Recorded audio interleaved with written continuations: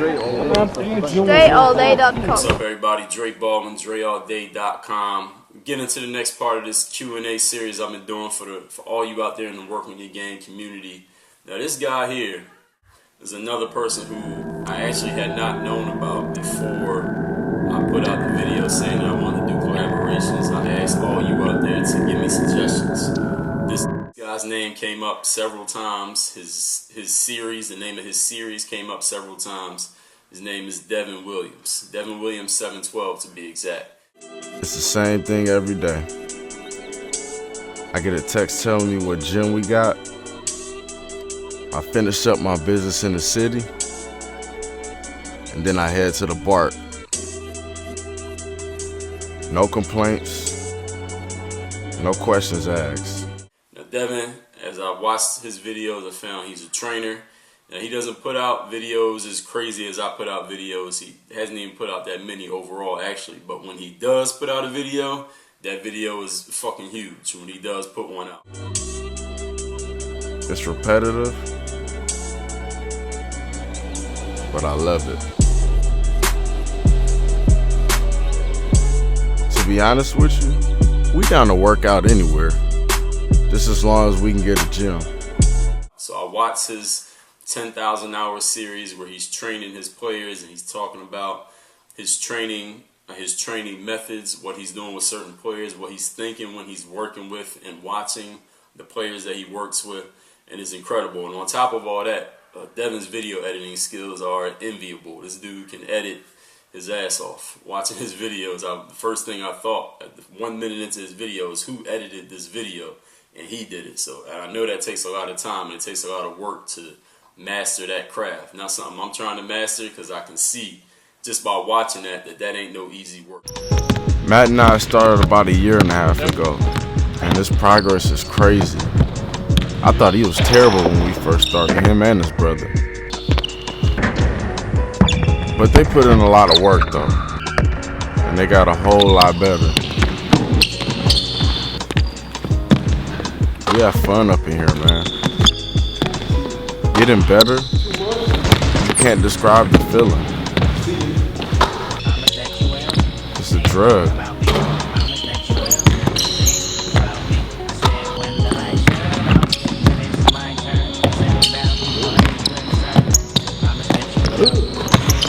But often we have to put those feelings away.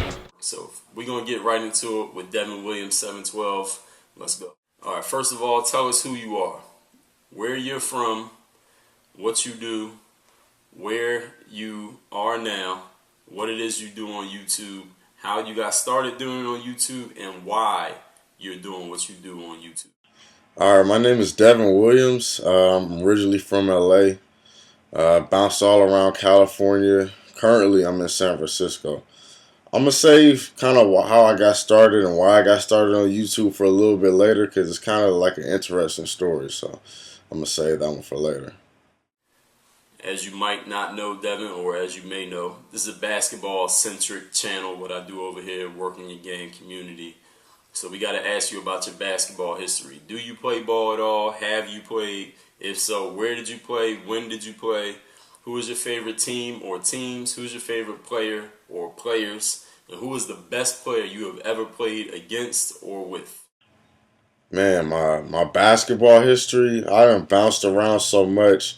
I was an N1 dude, man. I grew up in the N1 when N1 was real big, and so I was into all the tricks and fancy passes and everything, and that didn't necessarily translate to on the court. I would get called for carry a lot of the times, and I didn't really care. I just like making people fall and skate around the court. So that's what I was into. But I play for Price High School in Los Angeles. Played really well, got a few scholarships. Once I got hurt from my 11th grade summer, all my scholarships went away. D1, D2, except for a few. SF State was San Francisco State was one of the schools that offered me a scholarship. I didn't want to go there. I felt I could have did better. I'm like, man, I'll just walk on somewhere. I'm good. Went to Fresno State. No matter how good I played against the starting point guard or the backup point guard, wasn't good enough, because the thing about it, it's not how it works. You don't just go take anybody's minutes like that. it's all about who's getting paid for the scholarships. And I wasn't on scholarship, so the fact of the matter is I just didn't play. So I ended up transferring after going through like 2 years there, man. Just all depressed. Even though I was practicing, it was just like, man, I should be killing because I'm playing. I could play with these dudes. I moved to the Bay Area after that, Skyline Junior College. I played solid, good enough to get a few offers for scholarships.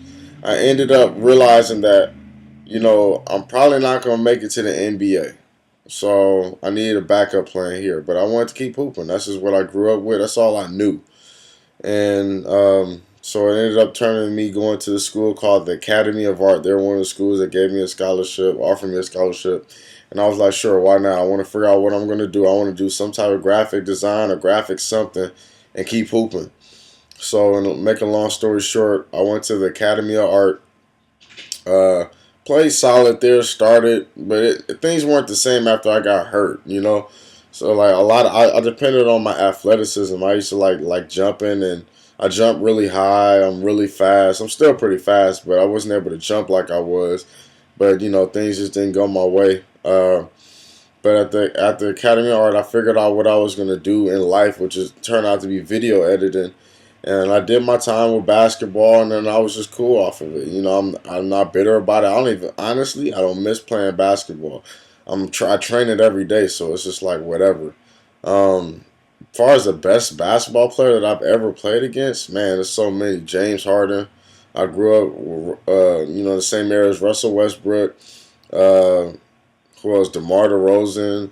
Brandon Jennings, all those type of players, they come from my area. Around the same. They're a little bit younger than me. Russell's the same age as me, but it's so many players that I played against. Being that I was on the circuit, I started a little bit late, that traveling ball circuit, but yeah, I played against a lot of good players, so I kind of know what the best competition is like. Me, more personally, I'm better like 1-on-1. If we go ones. That's all I grew up doing, for my whole life, just playing 1-on-1 with my brother or my friends or whoever, my dad. I just like playing ones. I'm a prideful character, and I just like being able to say, hey, yesterday I served you, and tomorrow it's gonna happen again. I'm just that type of dude, I'm still like a motivational type of dude. Nice guy, at the core of me, but when it comes to competition, I'm just really competitive. I'm overly competitive. So, basketball, man, I just like making people fall and, making people slide around the court. That's just what I like doing, and I've always have. And if I was a little bit more fundamentally sound, things probably would have worked better. I didn't get that till I got a lot older. So, that's my basketball history for the most part. Ready to go out and kill. Let's go beast, man. Go hand. As a hooper, one of my biggest problems was I dribbled too much. I had all the moves in the world. I was only good at street ball. Too much showing off when the referees got on the court got me in trouble. I learned from my mistakes though. I started studying the game after I stopped playing. What I teach Maddie is, dribbling is kind of like fighting. You should only fight if you have to. My point is, if you can score off of one dribble or make the easy pass, then do it. But I still teach them how to dance regardless. Because sometimes making defenders look silly is fun. 1, 2. How did you get into being a basketball trainer? How did you start? This is how I got started with basketball training. Is actually kind of a funny story.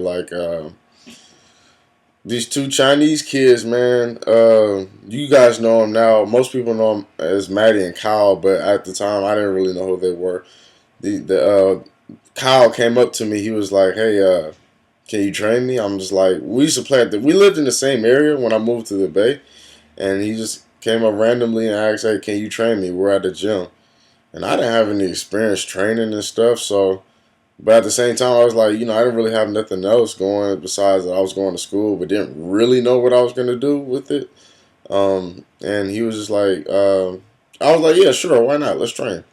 And I ended up seeing him getting better as we were going along, and I was getting his handle. He was like a robot. He's real stiff with his handle, and I was just trying to help him smoothing it out a little bit. I call it dancing with the ball, and he didn't know how to dance. So we just started working out for about a week and a half, and he's like, hey, can my brother come? And his brother's name Matthew Wong. And he started showing up, and then slowly but surely, I started getting more addicted to it. Started seeing growth. I always ask my dad, I'm going to use this analogy, but I always see my dad watering the grass and, keeping the backyard up, the flowers, the plants and everything. I'm just like, why do you do that? He's just like, I like seeing growth. And I didn't really know what that meant until I started training basketball and seeing my guys grow and grow and grow and grow. And like they're getting better and better every day. They're still not where I want them to be. They're not at an elite level of basketball. But it's dope to see people grow like that. So I kind of got into it. And then as far as, I got better because I was editing. I was in the lab editing. When I do something, I just go in on it. I don't waste time. I was in the lab all the time editing. I would sleep there. I would have, I'll take a bucket of water, like a big bottle of water, and I order a pizza, and I just be there all night. And I wasn't supposed to be at my school. It was at my school in the lab. And I wasn't supposed to be there, but I would stay there, the whole night. If I left out the room, the alarm would go off. So I just brought all the stuff that I needed in there. If I needed to use the restroom, I would have like a little bucket. I would just pee in it, and that would be it. I mean, that sounds crazy, but that's just what I wanted to do, just to get better. How bad I wanted to get better at editing. At the same time, while I was training, I was just like, okay, let me just start watching YouTube videos and like studying everything and studying all this basketball footage. So I'll just study it and study and study. I'll look up all kind of Jamal Crawford, Chris Paul, and me. I'm just the type of person, when I see something, I can do it, and I would just try to do everything that I see. And it ended up me turning that. I ended up developing my drills off of like footage that I saw, and I also watched like Michael Lancaster, KP, Dre all day. I used to watch everybody, so just trying to soak in the things that I liked, things that I didn't like, and just throw out the bad, keep the good in. So it turned into my workout. And that's just it started developing from there, and here I am today. But this basketball training thing, that's all it was. This kid just came up to me, hey, you want to train? All right, I'll do it. Why not? So then we started training. Now I got a series off of it. I guess that kind of leads me to another point at the same time. This whole basketball training thing, that's also how I got started with YouTube, because my whole thing was like, well, I kind of want to see their progress, how they get better and whatnot. So I started filming, because I was taking all these video editing classes. I started filming them. And once I was done, that video ended up being like a class project, and I turned it in, got a good grade. People liked it. It was my first video that I made. And I didn't have a way of saving it, so I saved it on YouTube. And like I said, it was a complete accident because I didn't have a hard drive. So after I put it on YouTube, people started watching it, and they started sharing it. And I'm like, dang, like I got 500 views on this video. And I didn't even show anybody like that, just my classmates. And then that turned into 10,000 because somebody posted on what's called Reddit. I'm like, oh shoot, where did this come from? Somebody called me up. They were like, hey, your video's on Reddit. I'm like, what's Reddit? I didn't even know what it was at the time. And they explained it to me, and then it took off from there. I was like, man, I got to make some more episodes. So then I just kept making more episodes, more and more, 2, 3, and 3.5. And, people started watching it, which was a surprise to me because I didn't think it was nothing. Like I said, I was just trying to keep progress so we'd be able to go back and be like, dang, this is what you were. You look sorry in this episode 1. Now you're looking at it like 3 years later, you see how sorry you were and how much you got better. And now all this 10,000 hours thing is starting to work for us. So that's kind of how I got started with the whole YouTube thing. And it all started with this kid just asking me, hey, you want to work me out? And I did it. So it's kind of a weird story, but yeah. Try to get up in here. There's probably some people in there. We're on a guest pass, so it's not really our gym. We don't even have a gym, so. Woke up this morning, caught about 50 people just to get in the gym. Finally got one on a guest pass. Probably people are gonna be in there, but we're just gonna try and kick them out. Try to get my shooting in. Guest passes. They usually never work for me. But even when they do, it still doesn't guarantee we can get in there and get some shots up. I guess Matty didn't kick everybody out the gym, so I guess we gotta wait our turn till they done, so. Who is the best player and/or hardest worker you have ever trained? Well, I don't think it's any surprise. Like the hardest workers that I've ever worked out was Kyle and Matty. I've worked out probably over I don't know. I can't really say how many people I worked out because I don't know. But as far as like I most consistently work those guys out because this is not like a business for me. This is something like I just like doing it. I like seeing them grow. So, and they really give back to me because they do anything. If I told them to run through this wall right here, they would say, how fast you want me to do it? What time do you want me to do it? Like they don't care. They just do it, because that's just the mindset that they have. So anything that they need to do to get better, they will do. And I don't have all the answers. I'm just the type of person, like, I'll go and ask for help if I need help with something. But with them, they're the hardest workers that I've ever met. So that's why I even did started working with them in the first place. Like I kept working with them. So that's pretty much it. This is Devin Williams from 10,000 Hours. Work on your game.